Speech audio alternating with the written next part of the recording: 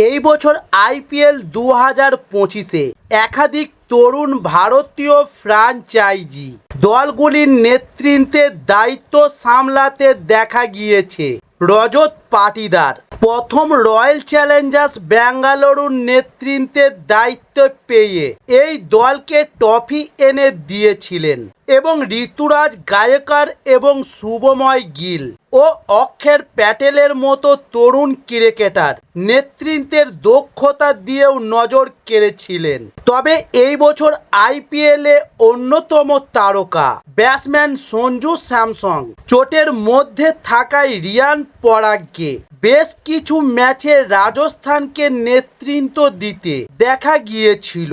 অন্যদিকে টুর্নামেন্টের পর সঞ্জু স্যামসনের রাজস্থান রয়্যালস ছাড়ার জল্পনা তৈরি হয়েছে, তবে কলকাতা নাইট রাইডার্স বা সিএসকে নয়, এবার অন্য এক দলে নাম লেখাতে চলেছে সঞ্জু স্যামসন। তবে সঞ্জু স্যামসন 2021 সালে রাজস্থান রয়্যালসের অধিনায়কের দায়িত্ব পেয়েছিলেন। তারপর থেকে তিনি দলকে একের পর এক গুরুত্বপূর্ণ জয় এনে দিয়ে এগিয়ে নিয়ে গেছেন এবং 2022 সালের আইপিএলে এই তারকা ব্যাটসম্যানদের নেতৃত্বেই রাজস্থান রয়্যালস আইপিএলের ফাইনালে পৌঁছেছিল এবং এই বছর টুর্নামেন্টের মেগা নিলামের আগে রাজস্থানের কর্মকর্তারা 18 কোটি টাকার বিনিময়ে ধরে রেখেছিল সঞ্জুকে।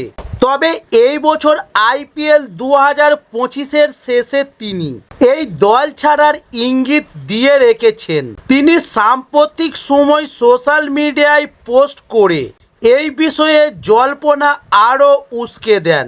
তবে সঞ্জু স্যামসন ওই পোস্টে লিখেছিলেন যে এবার সরে যাওয়ার সময় এসে গেছে।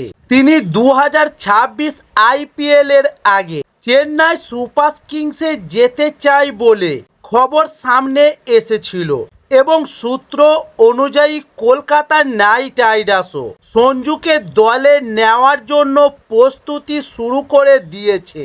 তবে এরই মধ্যে দিল্লি ক্যাপিটালস এই তারকা ব্যাটসম্যানদের প্রতি আগ্রহ প্রকাশ করেছে বলে খবর সামনে এসছে এবং উল্লেখ্য 2016 থেকে 2017 সাল সঞ্জু স্যামসন দিল্লি ক্যাপিটালসের গুরুত্বপূর্ণ সদস্য ছিলেন এবং এই বছর রাজস্থান রয়্যালসের হয়ে রিয়ান পরাগ অধিনায়ক হিসেবে দায়িত্ব পেয়ে নিজেকে প্রমাণ করার চেষ্টা করেছিলেন। প্রথম 3 ম্যাচে নেতৃত্বের দায়িত্ব পালন করেছিলেন এই তারকা ব্যাটসম্যান। তার মধ্যে একটি ম্যাচে জয় পায় তারা এবং টুর্নামেন্টের মাঝে পাঁজরে সঞ্জুর চোট পাওয়ায় আবারও রিয়ান পরাগ অধিনায়কের দায়িত্ব পান। কিন্তু রাজস্থান রয়্যালস 14 ম্যাচের মধ্যে 10 ম্যাচে হারের সম্মুখীন হয়ে প্লে অফে পৌঁছাতে পারেনি রাজস্থান রয়্যালস।